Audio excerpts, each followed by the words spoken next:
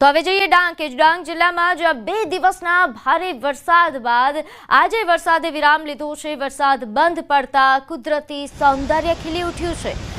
ગિરાધોધ પોતાના અસલી મિજાજમાં જોવા મળ્યો છે તો રસ્તે આવતા અનેક નાના મોટા ઝરણા પણ સક્રિય થયા છે। સાપુતારામાં વાતાવરણ ખુશનુમા બન્યું જે પ્રવાસીઓને પોતાની તરફ આકર્ષે છે। ડાંગમાં અનેક ઝરણાઓ સક્રિય થયા છે। ડાંગના આ દ્રશ્યો જે સૌ કોઈને મંત્રમુગ્ધ કરી રહ્યા છે। નોંધનીય છે કે 2 દિવસના વરસાદ બાદ હવે વરસાદે અહીં વિરામ લીધો છે। વરસાદે વિરામ લીધા બાદ ડાંગમાં કુદરતી સૌંદર્ય એ સોળે કળાએ ખીલી ઉઠ્યું છે। ખાસ કરીને સાપુતારા કે જ્યાં પ્રવાસીઓનો ધસારો સૌથી વધારે હોય છે ત્યાં પ્રવાસીઓને આકર્ષિત કરે તેવા દ્રશ્યો। હજુ તો ચોમાસું વિદાય લઈ રહ્યું છે ત્યાં સુરેન્દ્રનગર જિલ્લામાં પાણીની સમસ્યા સર્જાય તેવા એંધાણ છે। સુરેન્દ્રનગર જિલ્લામાં ચાલુ વર્ષે ચોમાસામાં શરૂઆતમાં સારો વરસાદ નોંધાયો હતો પરંતુ ત્યારબાદ માત્ર ધીમી ધારે જ વરસાદ વરસ્યો જેને લઈને જિલ્લાના જળાશયોમાં પાણીની આવક નહિવત થઈ હતી। હાલ જિલ્લાના 11 ડેમમાંથી માત્ર 2 જ ડેમ સંપૂર્ણ ભરાયા છે જ્યારે 9 ડેમ એ હજુ 70% જેટલા જ ભરાયા છે। આગામી સમયમાં પાણીની સમસ્યા સર્જાવાની શક્યતા છે।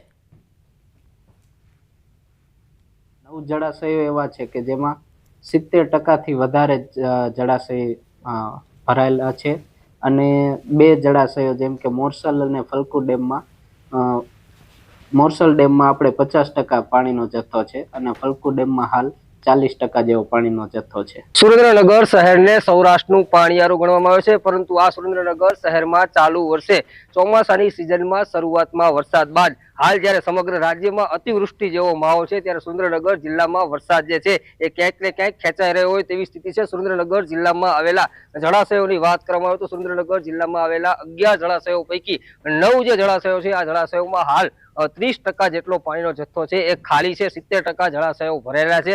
આગામી સમયમાં જો વરસાદ નહીં આવે તો પરિસ્થિતિ વધુ વિકટ બને તેવી સ્થિતિ સર્જાય તેવી શક્યતા છે। ખાસ કરીને જો વાત કરવામાં આવે તો જે સુરેન્દ્રનગર જિલ્લાના મુખ્ય જળાશયો છે એ જળાશયોમાં ધાંગધ્રાનો ફલકુ ડેમ તેમજ સુરેન્દ્રનગર શહેરનો જે જિલ્લાનો સૌથી મોટો ડેમ છે આ નાયકા ડેમમાં હાલ 25% થી લઈ અને 40 થી 60% જેટલી જે છે એ પાણીની ઘટ જોવા મળી રહી છે। આગામી સમયમાં જો વરસાદ ખેંચાય તો ચોક્કસથી જે છે એ પીવાના પાણીની મુશ્કેલી સર્જાય તેવી શક્યતા છે। ત્યારે ક્યાંક ને ક્યાંક તંત્ર દ્વારા આગોતરું આયોજન હાથ ધરવામાં આવે તેવી પણ લોક માંગ ઉઠવા પામી છે। અક્ષય જોશી, ન્યૂઝ 18 ગુજરાતી, સુરેન્દ્રનગર।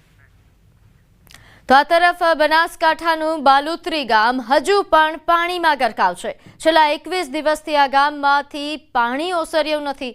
શાળા તેમજ અનેક મકાનો ખેતરોમાં પણ હજુ પાણી નથી ઓસર્યા। જનજીવન પર તેની માઠી અસર જોવા મળી રહી છે। બાળકોના શિક્ષણ કાર્ય પર પણ અસર પડી રહી છે જેથી ગ્રામજનો એ થરાદ પ્રાંત કચેરીએ પહોંચ્યા હતા જ્યાં તાત્કાલિક ધોરણે પાણી નિકાલની વ્યવસ્થા કરવા માટે માંગ કરાઈ। ઉલ્લેખનીય છે કે વરસાદના કારણે વાવ, સુઈગામ, થરાદ પંથકમાં પૂર જેવી સ્થિતિનું નિર્માણ થયું હતું।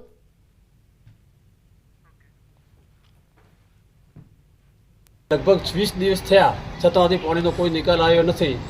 અમારે 18 તારીખે પણ અમે આવીને આવેદનપત્ર આપ્યું હતું અને એસડીએમ સાહેબ પણ આવ્યા હતા ને 48 કલાકનો અમને ટાઈમ આપ્યો હતો પણ હજી કોઈ નિકાલ થયો નથી। અમારી શાળા બંધ છે, અમારા દવાખાના બંધ છે, હેડવાનો કોઈ માર્ગ નથી, રોગચાળો ફાટી નીકળ્યો છે એટલે અમે ખૂબ તકલીફમાં છો। હવે અમે કોઈ કે ભૂખ હડતાળ ઉપર બેસવા આવ્યા હતા। કોઈ આરો નથી, પશુનો આરો નથી, મોણોનો આરો નથી તો મોણોને ખાવા પીવાનું નથી।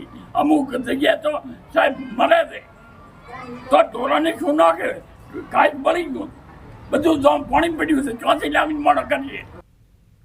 સમાચારમાં આગળ વાત કરીએ ગાંધીનગરની અંબાપુર નર્મદા કેનાલ પાસે બુધવારે સાંજે સાયકો કિલર વિપુલ પરમાર પર પોલીસે ફાયરિંગ કરી મોતને ઘાટ ઉતાર્યો હતો। અમદાવાદના યુવકના મર્ડર અને લૂંટ કેસમાં રિકન્સ્ટ્રક્શન દરમિયાન સાયકો કિલરે પોલીસની રિવોલ્વર ઝૂંટવી લેવાનો પ્રયાસ કર્યો। સામે પોલીસે ફાયરિંગ કરીને આરોપીનું ઢીમ ઢાળી દીધું હતું। આ કાર્યવાહીમાં પોલીસ કર્મીઓને પણ ઈજા થઈ છે। 20 સપ્ટેમ્બરની અજાણ્યા શખ્સે બંનેને માલમત્તા આપી દેવા માટે ધમકાવ્યા હતા। વૈભવ મનવાણી નામના યુવાને પ્રતિકાર કરતા લૂંટારાએ છરીના ઘા મારી હત્યા કરી હતી। ત્યારબાદ 23 સપ્ટેમ્બરે આરોપી વિપુલ પરમારને રાજકોટના માંડા ડુંગરમાંથી ઝડપી લેવાયો હતો।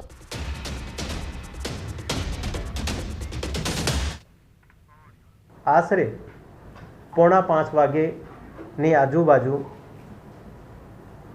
પોલીસ ટીમ દ્વારા પહોંચવામાં આવેલ અને પછી ત્યાં જ્યારે રિકન્સ્ટ્રક્શન પંચનામું કરવાનું હતો ત્યાં આરોપી વિપુલ ઉર્ફે નીલ વિષ્ણુભાઈ પરમાર પોલીસના અધિકારીનું હથિયાર ઝૂંટવી લઈ અને પછી પોલીસ ઉપર ફાયરિંગ કરવામાં આવેલ। આ ફાયરિંગ દોરાન આ ટીમમાં સામેલ એલસીબીના પોલીસ કર્મચારી રાજેન્દ્રસિંહને ઇન્જરી થયેલ અને પછી આરોપીએ એલસીબીની પોલીસ કર્મચારીઓની જે વ્હીકલ હતા સાથે આ ઉપર પણ ફાયરિંગ કરવામાં આવ્યો અને આ ફાયરિંગની જવાબી કાર્યવાહીમાં એલસીબીના અધિકારી કર્મચારીઓ દ્વારા પોતાના સૌ બચાવમાં જવાબી ફાયરિંગ કરવામાં આવેલ। એમાં આરોપી વિપુલ ઉર્ફે નીલ વિષ્ણુભાઈ પટેલની મૃત્યુ થયેલ છે અને જે પોલીસ કર્મચારી રાજેન્દ્રસિંહ ઇન્જર્ડ થયા છે। તો અડાલજમાં લૂંટ વિથ મર્ડર કેસમાં મોટા સમાચાર। સાયકો કિલર વિપુલ પરમારનું મોત। પોલીસ સાથેની અથડામણમાં મોત નીપજ્યું। પોલીસની રિવોલ્વર છીનવીને હુમલાનો પ્રયાસ કર્યો હતો। પોલીસની જવાબી કાર્યવાહીમાં મોત થયું। રિકન્સ્ટ્રક્શન દરમિયાન ફાયરિંગ થયાની ઘટના બની। સાયકો કિલરને અહીં રિકન્સ્ટ્રક્શન માટે લાવ્યા હતા ત્યારે સાયકો કિલરે પોલીસ પર હુમલાનો પ્રયાસ કર્યો હતો। પોલીસે સ્વ બચાવમાં ફાયરિંગ કર્યું હતું।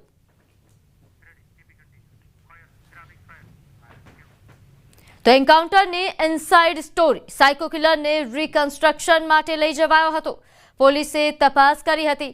રિકન્સ્ટ્રક્શન દરમિયાન આરોપીએ હુમલો કર્યો હતો। પોલીસ પર હુમલો કરી રિવોલ્વર છીનવી પોલીસકર્મી ઘાયલ થયો। जो हमारे बच्चे के साथ हुआ है वो हमारा भगवान देख रहा है और भगवान ने इंसाफ किया है। भगवान ने इंसाफ किया है। बेचारा वो बर्थडे पार्टी मनाने यहाँ से जा रहा था, उस पर अटैक हुआ है। इतना अटैक हुआ है कि हमारे सब दिल टूट गए हैं, हम खुद टूट गए। इतना अच्छा काम किया है, इतना जल्दी वैभव को जस्टिस मिला है, इसके लिए हम पूरी पुलिस फोर्स जितने भी लोगों ने इसके ऊपर काम किया है उन सबका हम दिल से थैंक यू करते हैं। अब बस हमारे बेटे को इंसाफ मिल गया। આગળ વાત કરીએ રાજકોટ નેલ સિટી ક્લબમાં અંગ્રેજી અને બોલિવૂડના ગીતોના ઠુમકા લાગ્યા। બોલિવૂડના ગીતો પર માતાજીની આરાધના તહેવારમાં ઠુમકા લગાવવામાં આવ્યા। ગત વર્ષે પણ આ આયોજક નવરાત્રી દરમિયાન દારૂના ગીત વગાડતા વિવાદ સર્જાયો હતો। પૂર્વ ધારાસભ્ય ઇન્દ્રનીલ રાજગુરુના ભાણેજ સમર્થ મહેતા દ્વારા કરવામાં આવે છે આ આયોજન। તો આ વર્ષે ફરી વિવાદમાં ફસાયા છે ઇન્દ્રનીલ રાજગુરુનો ભાણેજ, જે વિવાદમાં ફસાયો છે। નોંધે છે કે આ પહેલા પણ આ જ પ્રકારનું આયોજન કરવામાં આવ્યું હતું। આ પહેલા પણ નવરાત્રી દરમિયાન દારૂના ગીત વગાડતા વિવાદ સર્જાયો હતો અને ફરી એકવાર બોલિવૂડ ગીતો પર જે રીતે અહીં લોકોને ઠુમકા લગાવવામાં આવ્યા નવરાત્રીના પાવન પર્વ પર આ પ્રકારના આયોજનના કારણે વિવાદ સર્જાયો છે। નોંધે છે કે જેના દ્વારા આયોજન કરવામાં આવ્યું છે समर्थ मेहता ए पूर्व धारासभ्य इंद्रनील राजगुरुना भाणेज छे, जेमना द्वारा समग्र आयोजन करवामां आवे छे। गरबामां बॉलीवूडना गीतो पर ठुमका लगाववामां आव्या, जेने लईने हवे चर्चाओ थई रही छे। गत वर्षे पण અહીં દારૂના ગીતો પર ગીતો વગાડવામાં આવ્યા હતા।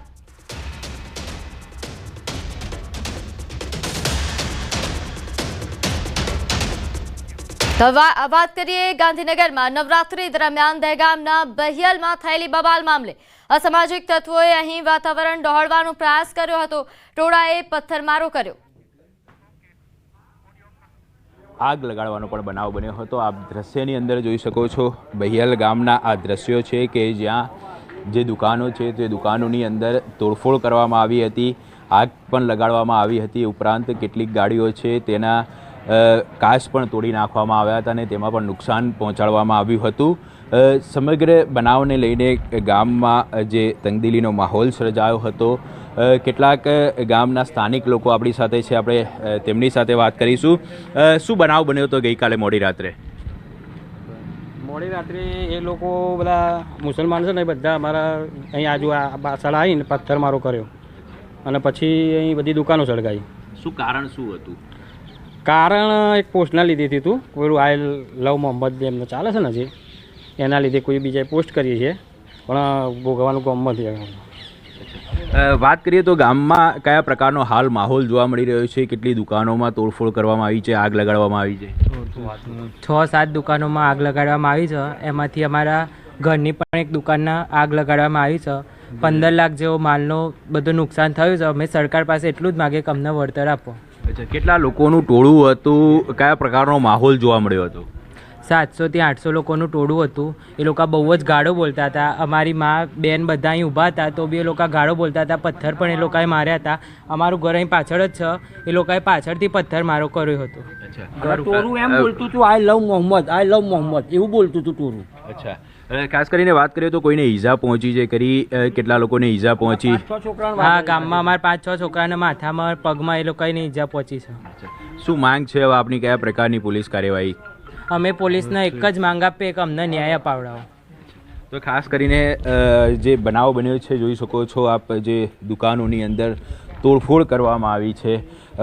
આ વાત કરીએ તો કોઈપણ પ્રકારનો અનિચ્છનીય બનાવ હવે ન બને આગામી સમયમાં, તેની તકેદારીના ભાગરૂપે અહીં મોટી સંખ્યામાં પોલીસ કાફલો પણ તૈનાત કરી દેવામાં આવ્યો છે. પોલીસ દ્વારા ખાસ કરીને જે રાયોટિંગ ઉપરાંતની અલગ અલગ કલમો હેઠળ ગુનો નોંધવાની પણ તજવીજ શરૂ કરી દેવામાં આવી છે. અત્યાર સુધીમાં લગભગ 60 લોકોની અટકાયત પોલીસ દ્વારા કરવામાં આવી છે અને જે વિડીયો તેમજ CCTV ફૂટેજના આધારે પણ અન્ય લોકોની ઓળખ કરવાની કામગીરી છે તે હાલ પોલીસ કરી રહી છે. અલગ અલગ ટીમો બનાવવામાં આવી રહી છે અને રેન્જ આઈજી, SP સહિતના અધિકારીઓના સુપરવિઝન હેઠળ હાલમાં ગામમાં બંદોબસ્ત તૈનાત કરવામાં આવ્યો છે. કેમેરામેન શ્રેણિક મહેતા સાથે ઋત્વિજ સોની, ન્યૂઝ 18 ગુજરાતી, દહેગામ. તો હાલ જે તે સંવાદદાતાએ જણાવ્યું કે આ સમગ્ર મામલે પોલીસ દ્વારા કાર્યવાહી કરવામાં આવી છે, પરંતુ પથ્થરમારાની ઘટના બાદ ગામના લોકોને ભારે નુકસાન. ઉત્તર પ્રદેશના લખનૌના ગુડમ્બામાં પોલીસ અને ગુનેગારો વચ્ચે એન્કાઉન્ટર. ગુડમ્બામાં ચેઇન સ્નેચિંગ કેસના આરોપીની એન્કાઉન્ટરમાં ધરપકડ કરવામાં આવી હતી. ચેઇન સ્નેચર અરવિંદને પગમાં ગોળી વાગી. આરોપીનો ભાઈ ઘટના સ્થળેથી ભાગી જવામાં સફળ રહ્યો. લૂંટારા પાસેથી ચોરાયેલી ચેઇનનો એક ટુકડો, એક પિસ્તોલ અને કારતૂસ તેમજ બાઇક મળી આવી હતી. ઘાયલ ગુનેગારને હોસ્પિટલમાં મોકલવામાં આવ્યો હતો. ઉલ્લેખનીય છે કે આ જ ગેંગે 20 સપ્ટેમ્બરના રોજ ઉદ્યોગપતિ અતુલ જૈન પાસેથી ચેઇન ચોરી હતી. લૂંટેરાનો પીછો કરતા સમયે અતુલનું મોત થયું હતું.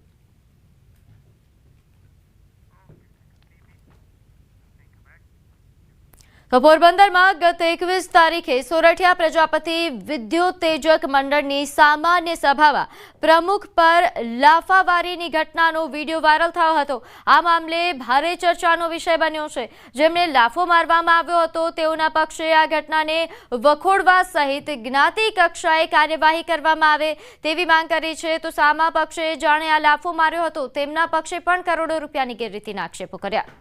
એટલા માટે ગત વર્ષની સાધારણ સભાની અંદર અશોકભાઈ શામજીભાઈ વારા, સંજયભાઈ વારા અને વિનુભાઈ ડાયાભાઈ જેઠવા એમના તરફથી દરખાસ્ત મૂકવામાં આવી કે આ જગ્યા હવે વેચાણ અર્થે આપી દેવી જોઈએ, કે જે તદ્દન ખોટી અને વાહિયાત અને ઉપજાવી કાઢેલી વાત હોય. અને એટલાને માટે અશોકભાઈ મંચ ઉપર ધસી ગયા અને વિજયભાઈ પાસેથી માઇક લેવાનો પ્રયત્ન કરવામાં આવ્યો અને ત્યારે વિજયભાઈ માઇક આપ્યું નહીં અને જેથી કરીને અશોકભાઈ આવેશમાં આવી અને આ પગલું લીધું. અને એમાં મેં આ લોકોને ઉભા થઈને માઇક, જે અમારા મંત્રી છે એની પાસેથી મેં માઇક લીધું કે ભાઈ શાંતિથી રાખો ને, દરેક પ્રશ્નોના જવાબ છે અમારે શાંતિ, જ્યાં સુધી કોઈની પ્રશ્નાવલી પૂરી ના થાય ત્યાં સુધી અમારે મીટિંગ બંધ નથી કરીને મીટિંગ લાઈવ પ્રસારણ ચાલુ હતું અને દરેકના પ્રશ્નોના જવાબ દેવાના હતા. પણ એ દરમિયાન અશોકભાઈ વાળા ઉત્સાહમાં આવી અને સીધા સ્ટેજ ઉપર આવીને મન થપાટ